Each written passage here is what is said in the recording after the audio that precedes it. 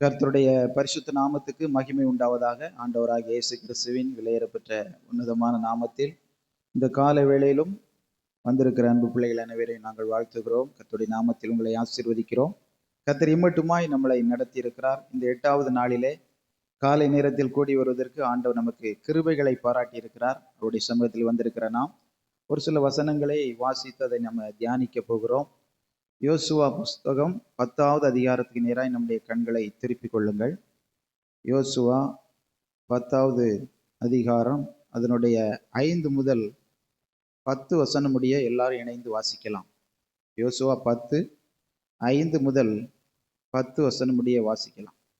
அப்படியே எருசலேமின் ராஜா, எபிரோனின் ராஜா, எர்மூதின் ராஜா, லாகீசின் ராஜா, எக்லோனின் ராஜா என்கிற எமோரியரின் 5 ராஜாக்களும் கூடிக்கொண்டு அவர்களும் அவர்களுடைய எல்லா சேனைகளும் போய் கிபியோனுக்கு முன்பாக பாளையம் இறங்கி அதன் மேல் யுத்தம் பண்ணினார்கள். அப்பொழுது கிபியோனின் மனுஷர் கில்காலில் இருக்கிற பாளையத்துக்கு யோசுவானிடத்தில் ஆள் அனுப்பி, உமது அடியாரை கைவிடாமல் சீக்கிரமாய் எங்களை ரட்சித்து எங்களுக்கு துணை செய்யும். பர்வதங்களிலே குடியிருக்கிற எமோரியரின் ராஜாக்கள் எல்லாரும் எங்களுக்கு விரோதமாய் கூடினார்கள் என்று சொல்ல சொன்னார்கள். உடனே யோசுவாவும் அவனோடே கூட சகல யுத்த மனுஷரும் சகல பராக்கிரமசாலிகளும் கில்காலில் இருந்து போனார்கள். கர்த்தர் யோசுவாவை நோக்கி, அவர்களுக்கு பயப்படாயாக, உன் கைகளில் அவர்களை ஒப்பு கொடுத்தேன், அவர்களில் ஒருவரும் உனக்கு முன்பாக இருப்பதில்லை என்றார். யோசுவா கில்காலில் இருந்து ராம் முழுவதும் நடந்து திடீரென்று அவர்கள் மேல் வந்துவிட்டார். கர்த்தரோ அவர்களை இஸ்ரவேலுக்கு முன்பாக கலங்க பண்ணினார். ஆகையால் அவர்களை கிபியோனிலே மகா சங்காரமாய் மடங்கடித்து பெத்ரோனுக்கு போகிற வழியிலே துரத்தி அசக்கா மட்டும் மக்கதா மட்டும் முறியடித்தார்கள். ஆமேன், அல்லேலூயா. கர்த்தருடைய நாமம் மகிமைப்படுவதாக. யோசுவாவுடைய வாழ்நாட்களில் நடந்த ஒரு சிறப்பான நல்ல நிகழ்ச்சியை தான் இந்த இடத்திலே நம்ம வாசித்தோம். கர்த்தருடைய நாமத்துக்கு ஸ்தோத்திரம். நன்றை நீங்கள் கவனிங்க. யோசுவாவுடைய நாட்களிலே பல யுத்தங்கள் நடைபெற்றது. அப்படி நடைபெற்ற யுத்தத்தில் ஒன்றுதான் இந்த யுத்தம் என்று நம்ம பார்க்கிறோம். இந்த யுத்தத்திலே இங்க நம்ம பார்க்கிறபடி கிபியோனின் அந்த கிபியோனில் இருக்கிற மக்களுக்கு, கிபியோனியர்களுக்கு விரோதமாக ஒரு 5 ராஜாக்கள் கூடிக்கொண்டார்கள்.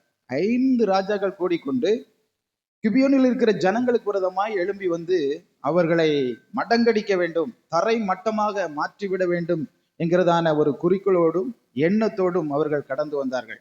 5 ராஜாக்கள் பெரிய ஒரு படையாக கடந்து வந்தார்கள்.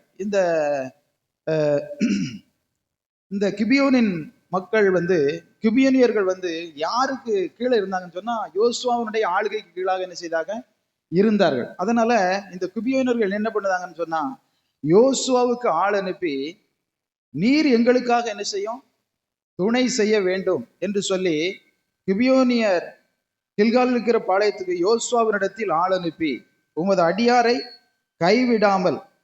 கைவிடாமல் சீக்கிரமா எங்களிடத்தில் வந்து எங்களை ரட்சித்து எங்களுக்கு துணை செய்யும். பர்வதங்களிலே குடியிருக்கிற எமோரியரின் ராஜாக்கள் எல்லாரும் எங்களுக்கு விரோதமாய் கூடினார்கள் என்று சொல்ல சொன்னார்கள். கர்த்தருடைய நாமத்துக்கு ஸ்தோத்திரம். நன்றை நீங்கள் கவனிக்க வேண்டும்.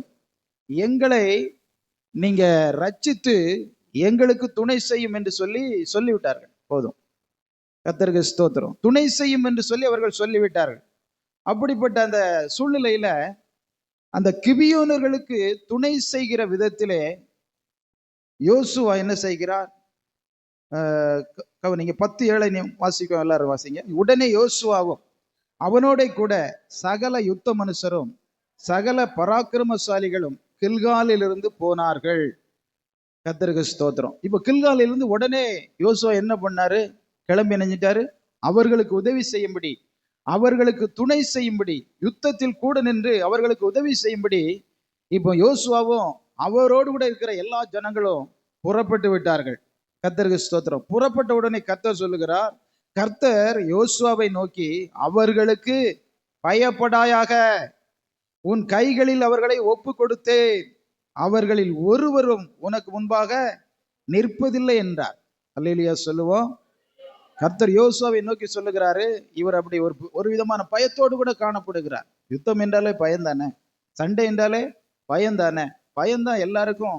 நம்ம பார்த்தபடி ஒவ்வொரு நேரங்களையும் ஒவ்வொரு விதமான பயங்கள் என்ன செய்கிறது, வருகிறது. இந்த யோசுவாவுக்கு ஒரு பயம் வந்திருக்கிறது. அதனாலதான் கர்த்தர் சொல்லுகிறார், கர்த்தர் யோசுவாவை நோக்கி, அவர்களுக்கு பயப்படாயாக, உன் கைகளில் அவர்களை என்ன செய்தேன், ஒப்பு கொடுத்தேன், அவர்களில் ஒருவரும் உனக்கு முன்பாக நிற்பதில்லை. நீ ஒருவேளை அவங்க எனக்கு முன்னாடி நின்று என்னை ஜெயித்து விடுவார்களோ, என்னை அடித்து விடுவார்களோ, என்னை விரட்டி விடுவார்களோ என்று நீ நினைக்க தேவையில்லை. என்னுடைய சமூகத்தில் இருக்கிற நீ பயப்படவே கூடாது. அல்லேலூயா. தேவனுடைய பிள்ளைகளா இருக்கிற அன்பு பிள்ளைகள் அனைவரும் அவரையே நம்ம சார்ந்து இருக்கிறபடினால் எந்த ஒரு பயம் வந்தாலும் நீங்க பயப்படவே கூடாது என்று ஆண்டவர் தீர்க்கமாக சொல்லுகிறார். அல்லேலூயா. நன்றை கவனிங்க. அவர்களுக்கு பயப்படாயாக, உன் கைகளில் அவர்களை ஒப்பு கொடுத்தேன். நீ அவர்களுடைய கைகளில் விழ போகிறதில்லை. அவர்கள் ஒன்றும் ஒரு தீங்கு உனக்கு செய்ய போகிறதில்லை. உனக்கு தீங்கு செய்யும்படியாக, கிபியோர்களுக்கு தீங்கு செய்யும்படியாக கூடி வந்திருக்கிற அவர்களை உன்னுடைய கையிலே ஒப்பு கொடுத்தேன், அவர்களில் ஒருவரும் உனக்கு முன்பாக நிற்பதில்லை என்றார். ஹல்லேலூயா. கர்த்தருடைய நாமம் மகிமைப்படுவதாக. நன்றாக நீங்கள் கவனிக்க வேண்டும். நமக்கு விரோதமாக பலவிதமான பயங்கள் வரலாம். இந்த பயத்தினால் தேவ சமூகத்துல நீங்க என்ன செய்யலாம், ஜெபித்து கொண்டிருக்கலாம். நீங்கள் ஆண்டவரை நோக்கி பார்த்து கொண்டிருக்கலாம். உங்களுக்கு சொல்லுகிறார் ஆண்டவர், நீங்க பயப்படாதீங்க, உங்களுக்கு எதிராக எழும்புகிற எந்த வல்லமைகளா இருந்தாலும் உங்களுக்கு முன்னாடி நிற்க போகிறது இல்லை. அல்லேலூயா.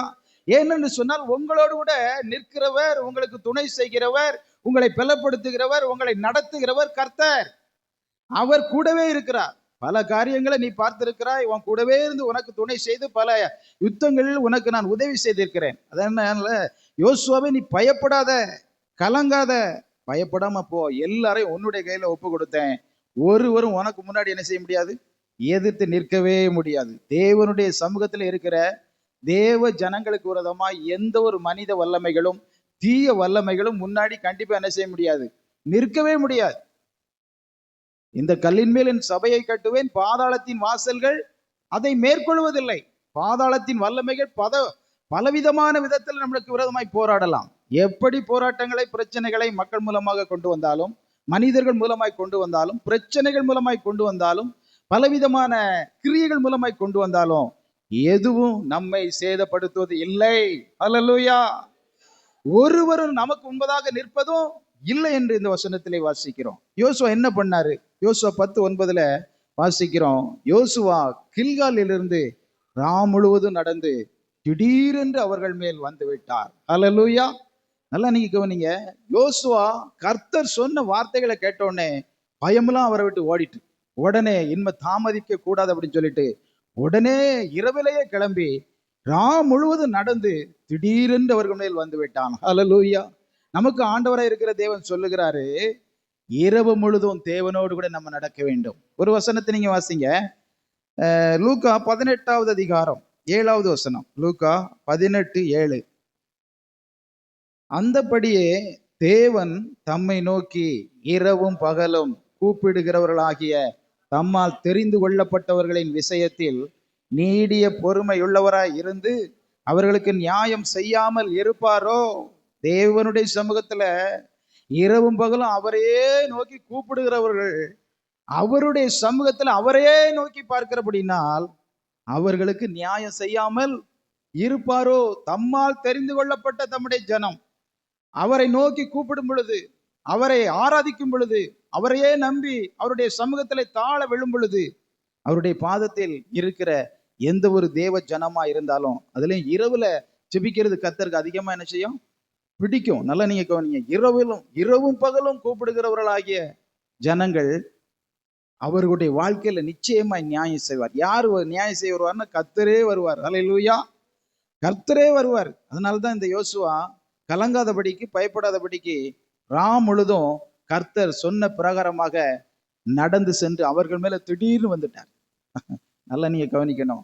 நம்முடைய வாழ்க்கையில் நீங்க இரவுல ஜெபம் பண்ணி பாருங்க, திடீர் என்று நமக்கு விரோதமா எழும்புகிற மக்கள் மேல அவர் கடந்து வந்து விடுவார்.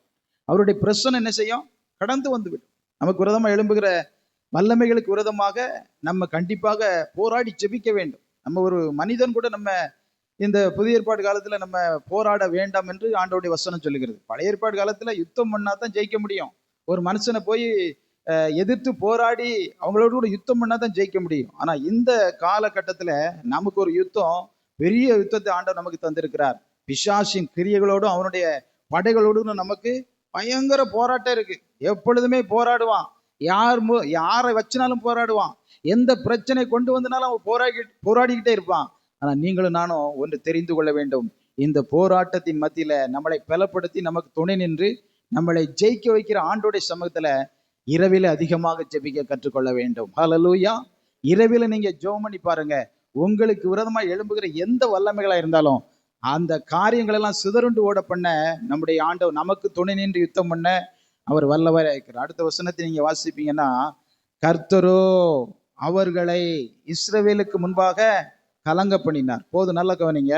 முதலாவது, தேவனுடைய சமூகத்துல இரவும் பகலும் அவருடைய சமூகத்தில் நம்ம இருக்க வேண்டும். யோசுவா எப்பொழுதுமே இரவும் பகலும் ஆண்டோடைய சமூகத்துல இருப்பார். நீங்க மோசேனுடைய காலத்துல நீங்க பாப்பீங்கன்னா, மோசே ஆசாரிப்பு கூடத்துல யோசுவாவும் 2 பேருமே ஜெபம் பண்ணுதாங்க. மோசே கூட ஆண்டவர் பேசின உடனே, முகமுகமா பேசின உடனே அவர் பேசின அநேக காரியங்களை அவர் உள்வாங்கி கொண்டு தேவனுடைய சமூகத்திலிருந்து கடந்து போய் விட்டார். ஆனால் யோசுவாவோ அந்த ஆசரிப்பு கூடாரத்தை விட்டு என்ன செய்யல, போகவே இல்லை. பின்னும் அவர் இருக்கிறார் பாருங்களேன். அல்லேலூயா சொல்லுங்க. அதனால யோசுவாவுக்கு நிறைய கிருபைகள் உண்டு. கர்த்தருக்கு ஸ்தோத்திரம். இவர் யுத்தம் பண்ண வேண்டிய நாட்களில் மட்டும்தான் இவர் யுத்தத்துக்கு போவாரு. மற்ற நேரங்களில் எல்லாம் தேவனுடைய சமூகத்தில் இருக்கிறவர் தான் இந்த யோசுவா. மோசே மலைக்கு போனார்னா அவர் கூடவே மோசே யோசுவாவையும் கூட்டிட்டு போயிடுவார். நல்லா நீங்க கவனிக்கணும். அப்போ இந்த யோசுவாவினுடைய வேலை என்ன? இரவும் பகலும் ஆண்டவருடைய மகிமையை இஸ்ரவேல் ஜனங்களுக்கு கொண்டு வர வேண்டும். தேவன் சொன்ன தரிசனங்களின்படி கானான் தேசத்தை பங்கிட்டு எல்லாருக்கும் கொடுக்க வேண்டும். அவர் சொன்ன அனைத்து காரியங்களையும் செய்ய வேண்டும், தவறாமல் செய்ய வேண்டும் என்பதுதான் அவருடைய முழு முக்கியமான நோக்கமாக காணப்பட்டது.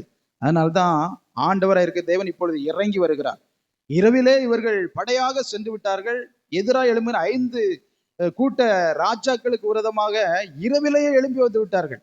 இப்போ நம்ம எழும்பும் போது கர்த்தர் நமக்காக எழும்பாம இருப்பாரா? நல்லா கவனிங்க. நம்ம எழும்பும் போது நம்ம தூக்கத்தை கலைச்சிட்டு தூங்காம கொள்ளாம, ஆண்டவரே உங்களை தான் நான் நம்பி இருக்கிறேன், எனக்காக யுத்தம் பண்ணுகிறவர் நீங்க தான், எனக்காக துணை செய்கிறவர் நீங்க தான் சொல்லிட்டு நம்ம தூங்காம விழித்திருந்து ஆண்டோடைய சமூகத்துல ஜெபிக்கும் போது நல்லா நீ கவனிக்க வேண்டும், கர்த்தர் எழும்பாம இருக்கவே முடியாது. அல்லேலூயா. இந்த வசனம் சொல்லு, கர்த்தரோ அவர்களை இஸ்ரவேலுக்கு முன்பாக கலங்க பண்ணினார். அவர் போயிருக்கார், கூடவே போய் அவர்களை கலங்க பண்ணி எதிராக எழும்புகிற அந்த ராஜாக்களையும் அவருடைய படைகளையும் வசனம் சொல்லு கலங்க பண்ணினார். முதலாவது கலங்க பண்ணினார். 2வது, ஆகையால் அவர்களை கிபியோனிலே சங்காரமாக மடங்கடித்து. 2வது, ஆண்டவர் கலங்க பண்ணினார். கலங்க பண்ணி கொண்டே இருக்கிறார் அவங்கள. அதன் மத்தியில சோத்திரம் தேவ ஜனங்களா இருக்கிற யோசுவாவும் அவனுடைய ஜனங்களும் அவங்கள மடங்கடிக்காங்க. அல்லேலூயா சொல்லுங்க. கர்த்தருக்கு ஸ்தோத்திரம். அவர் கலங்கக்கூடிய வகையில் அவர் எல்லாரையும் கலங்கி போக பண்ணுகிறார். அவர் ஒரு இடத்துல இருந்து அடிச்சுக்கிட்டு இருக்கிறாரு. அடிச்சு போட்டவங்களை நம்மளால அடிக்க முடியாதா? கீழே ஒருத்தனை அடிச்சு போட்டு செத்த ஒரு பாம்பை அடிச்சு போட்டுருக்கு, பாம்பு செத்து கிடக்கு. அவங்களை அடிக்க நம்ம அந்த பாம்பு அடிக்க நம்ம பயப்படுவோமா? பயப்படவே மாட்டோம். அப்படி கீழே கிடக்கு சுருண்டு கிடக்கிற அந்த பாம்பை, அடிச்சு போட்ட பாம்பை கொஞ்சம் தான் துடிச்சுக்கிட்டு இருக்கு, அந்த பாம்பை நம்ம சும்மா விடுவோமா? கர்த்தருக்கு ஸ்தோத்திரம், விடவே மாட்டோம். ஆனா அரசாங்க சட்டப்படி பாம்பு கும்பலாம் என்ன செய்யக்கூடாது, அடிக்க கூடாது. நம்ம பயத்துல என்ன செஞ்சிடும், சில காரியங்களை செய்து விடுகிறோம். நல்லா நீங்கள் கவனிக்க வேண்டும். அப்போ மடங்கு அடிப்போம், அது திரும்ப எஞ்சிடக்கூடாது, எழும்பிடக்கூடாதுங்கிறதான கரிசனையில மடங்கு அடிச்சிருவோம். கர்த்தருக்கு ஸ்தோத்திரம். இப்போ இவங்க மடங்கு அடிக்காங்க. முதல்ல கர்த்தர் அவர்களை கலங்க பண்ணுகிறாரு. 2வது, ஜனங்கள் எல்லாரும் யோசுவாவுடைய ஜனங்கள் எல்லாம் அவர்களை மடங்கடிக்கிறார்கள். 3வது என்ன நடக்கும், பெத்ரோனுக்கு போகிற வழியிலே துரத்துகிறார்கள். அசக்கா மட்டும் முறியடித்தார்கள் என்று வசனத்திலே வாசிக்கிறோம். நல்லா கவனிங்க. கர்த்தர் கலங்க பண்ணுகிறாரு. 2வது இவங்க மடங்கடிக்கிறாங்க. 3வது துரத்தி அடிக்கிறார்கள். கர்த்தருக்கு ஸ்தோத்திரம். அடுத்த வசனத்தில் நீங்க வாசிப்பீங்கன்னா, அவர்கள் பெத்ரோனில் இருந்து இறங்கி வருகிற வழியிலே இஸ்ரவேலுக்கு முன்பாக ஓடி போகையில் அசக்கா மட்டும் ஓடுகிற அவர்கள் மேல் கர்த்தர் வானத்திலிருந்து பெரிய கற்களை விழப்பண்ணினார். கையை தட்டி ஆண்டவருக்கு நாம் நன்றி செலுத்துவோம். நன்றியப்பா, நன்றியப்பா, நன்றியப்பா. ஹல்லேலூயா, ஹல்லேலூயா. நம்முடைய ஆண்டவர் நமக்காக யுத்தம் பண்ண, நமக்கு துணை செய்யும்படி நம்ம கூடவே இருக்கிறார். எத்தனை பேர் விசுவாசிக்கிறீங்க? ஹல்லேலூயா. அப்ப நல்லா நீங்க கவனிக்கணும். கர்த்தர் அவர்களை கலங்க பண்ணினார். இவர்கள் மடங்கடிக்கிறார்கள், துரத்துகிறார்கள். ஓடுகிற அவர்கள் மேல் பயந்து போய், இப்ப யார் ஓடுதா? யோசுவா பயந்து போய் ஓடல. யோசுவாவுக்கும் அவனுடைய படைக்கும் கிபியோனியர்களுக்கு விரோதமா எழும்புகிற 5 ராஜாக்களும் பயந்து போய் என்ன செய்தாங்க? இப்போ ஓடுகிறார்கள். ஹல்லேலூயா. நமக்கு விரோதமாய் ஒரு வழியாய் வருகிற எதிராளிகள், எதிரான தீய வல்லமைகளை ஆண்டவர் ஓட ஓட விரட்ட வல்லவராய் இருக்கிறார். எத்தனை பேர் விசுவாசிக்கிறீங்க? நல்லா நீங்க கவனிக்கணும். நம்ம என்ன செய்ய வேண்டும் என்று சொன்னால், கர்த்தர் சொன்னதை மட்டும் செய்து கொண்டே இருக்க வேண்டும். இந்த உலகத்தில் நமக்கு போராட்டம் இருந்து கொண்டே தான் இருக்கும். ஆனால் நாம் தேவ சமூகத்தில் இருக்கும் பொழுது, இரவு பகலும் இருக்கும் பொழுது, நமக்காக துணை செய்கிற கர்த்தர் நம்ம கூட இருந்து நமக்காக யாவை செய்வார். கர்த்தர் என்ன பண்ணார்? கர்த்தர் வானத்திலிருந்து பெரிய கற்களை விழப்பண்ணினார். வானத்திலிருந்து மழை வருகிறதா நம்ம பார்த்திருக்கோம். இப்பெல்லாம் பெரிய பெரிய மழையை பெரிய தூத்தலா விழுகிறது. ஆனால் அந்த நாட்களில இஸ்ரவேல் ஜனங்களுக்காக யுத்தம் பண்ணுகிற அந்த ஜனங்களுக்கு துணை செய்யும்படி கர்த்தர் வானத்திலிருந்து பெரிய பெரிய கற்களை விழ பண்ணாராம். நம்முடைய ஆண்டவரால கூடாத காரியம் எதுவுமே இல்ல. நமக்கு விரோதமா எழும்புகிற மக்களை நீங்க தேவ சமூகத்துல ஒப்பு கொடுத்துட்டு நீங்க ஜெபம் பண்ணி பாருங்க. ஸ்தோத்திரம். என்னென்ன கல் அவங்க மண்டையில விழுதுன்னு நமக்கு என்ன செய்யாது? தெரியாது. கர்த்தருக்கு ஸ்தோத்திரம். என்னென்ன கற்களை ஆண்டவர் வீசுகிறார் என்று நமக்கு தெரியாது. நம்ம என்ன செய்ய வேண்டும்? தேவனுடைய பர்வதத்திலே இருந்து அவர் சொல்லுகிறபடி நம்ம யுத்தம் செய்ய வேண்டும், போராட வேண்டும். ஜெபத்திலே நம்ம போராட வேண்டும். தூக்கம் வரலையா? தேவ சமூகத்துல இரவிலே நன்றாய் செபிங்க. தேவ சமூகத்தில் நல்லா சோத்திரம் பண்ணுங்க. கர்த்தர் வானத்திலிருந்து பெரிய கற்களை விழ பண்ணினது போல இந்த கால கட்டத்திலையும் நமக்காக ஏதாவது ஒரு கிரியைகளை அவர் செய்து கொண்டேதான் இருப்பார். நம்ம என்ன செய்யணும்னா, இரவிலே தேவ சமூகத்திலே விழித்திருந்து ஜெபிக்க வேண்டும். வசனம் சொல்கிறது, அவர்கள் செத்தார்கள். கற்களை வீணப்பண்ணினா, ஒரு ஒரு ஓடிக்கொண்டிருக்கிற ஒருவர் மேல கல் விழுந்தா எப்படி இருக்கும்? ஒரு சின்ன கல் விழுந்தாலே ரொம்ப பெரிய கல் விழுந்த மாதிரி நமக்கு என்ன செய்யும்? தோணும். அப்படிப்பட்ட சின்ன கல்லை தாங்க முடியாத சின்ன சின்ன பறவைகளை பாருங்க, அப்படியே கீழே விழுந்து ஓடுகிறது.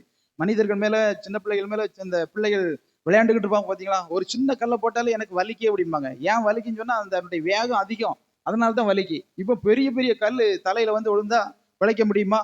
அப்படி பிழைச்சு ஓடுறவங்களையும் இந்த தேவ ஜனங்கள் வந்து விரட்டி அடித்தார்கள் என்று வசனத்திலே வாசிக்கிறோம். இப்போ இஸ்ரவேல் புத்திரர் பட்டயத்தால் கொன்றவர்களை பார்க்கிலும் கல்மழையினால் செத்தவர்கள் அதிகமாக இருந்தார்கள். கர்த்தருடைய மகிமை இறங்கின பொழுது அங்கே கல் விழுந்தது, பெரிய பெரிய கல்லு.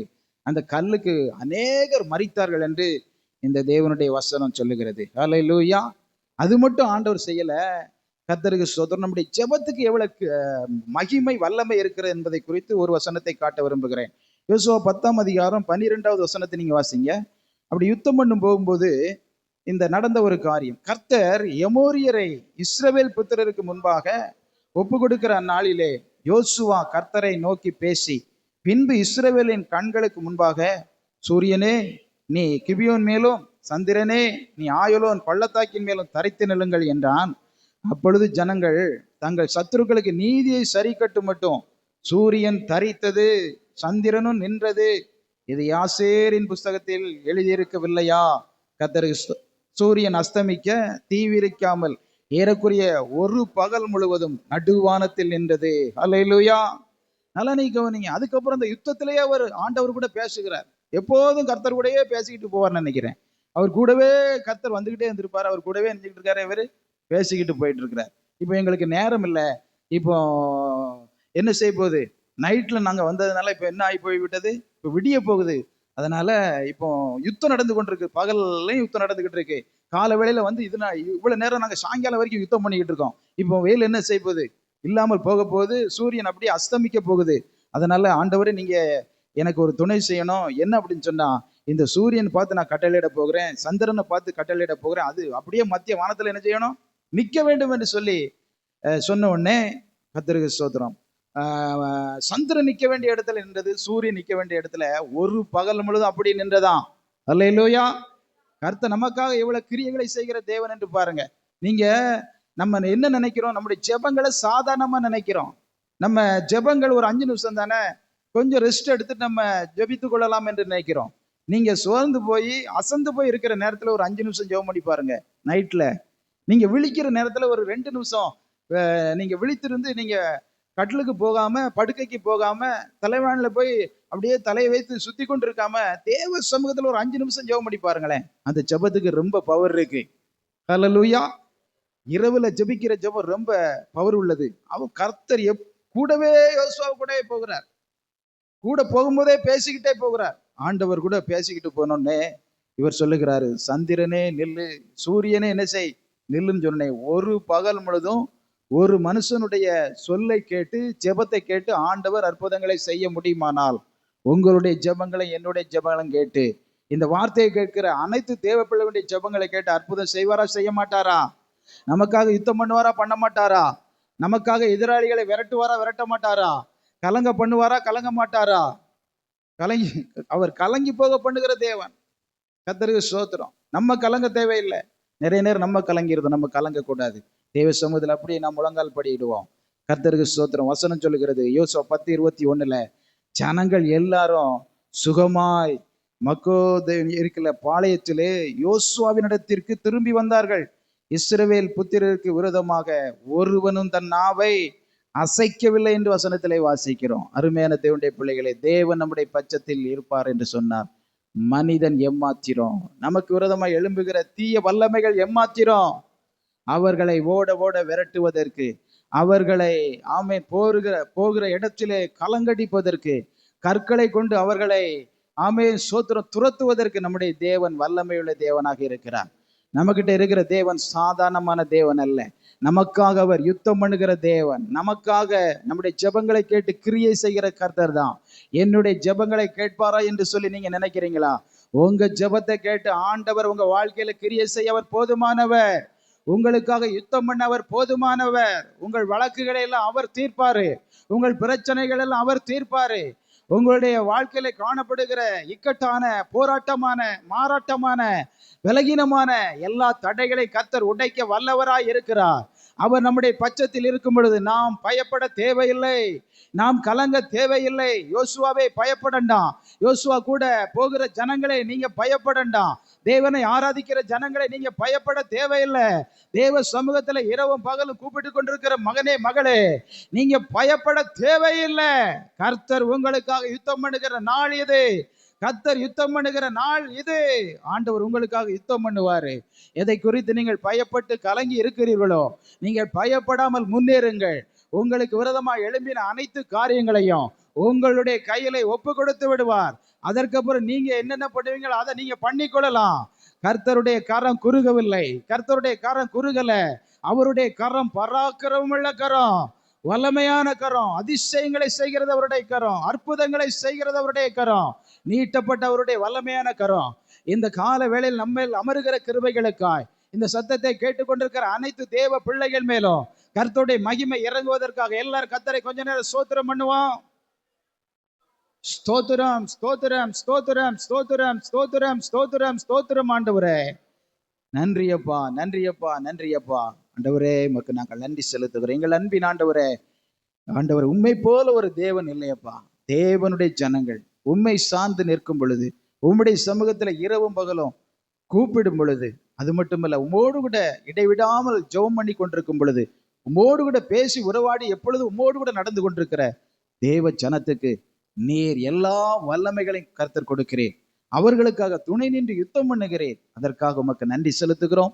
எங்களுக்காகவும் எங்களுக்கு நீர் கொடுத்த ஊழியங்களுக்காகவும் எங்கள் விசுவாச பிள்ளைகளுக்காகவும் எப்பொழுதும் துணை நின்று யுத்தம் செய்ய வேண்டும் என்று உம்முடைய பாதபடியிலே நாங்கள் வந்திருக்கிறோம். எங்கள் ஜெபத்தை கேளும். எங்களுக்காக வேண்டிய எல்லா கிருபைகளையும் அற்புதங்களையும் செய்து ஆவிக்குரிய சகலவிதமான மகிமையில எங்களை நடத்தி உங்க திருநாமத்தை மகிமைப்படுத்துங்க. உங்க நாம ஒன்றே மகிமைப்படுவதாக. எல்லா கனமகிமை உமக்கே செலுத்துகிறோம். எங்கள் ஆண்டவர் இயேசு கிறிஸ்துவின் நாமத்தில் ஜெபிக்கிறோம். எங்கள் ஜெபங்களும் நல்ல பிதாவே. ஆமேன் ஆமேன். ஹல்லேலூயா.